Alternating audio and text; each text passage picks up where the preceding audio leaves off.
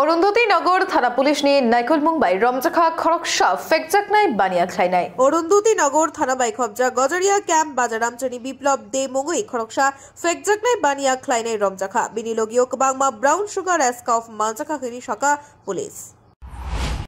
আজকে আমাদের কাছে একটি খবর আসে যে ক্যাম্পের বাজার গজরিয়া শিপাট রোডে বিপ্লব দে সে দীর্ঘদিন ধরে ড্রাগসের ব্যবসার সাথে জড়িত।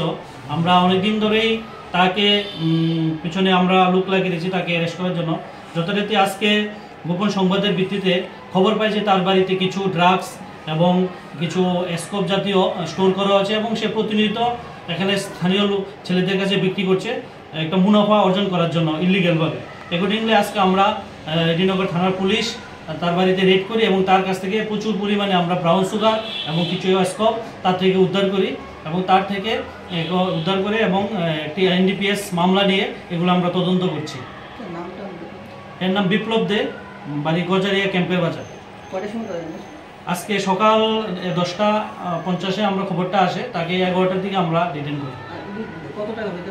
এগুলো বাজার মূল্য প্রায় 50,000, স্কোপগুলোরও বাজার মূল্য প্রায় 50, প্রায় 1 লাখ টাকার উপরে মাল আমরা বাজেয়াপ্ত করেছি।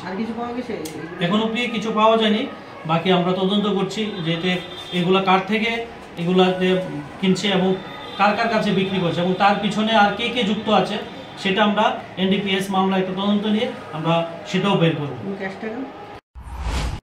Bureau report, খুমপই।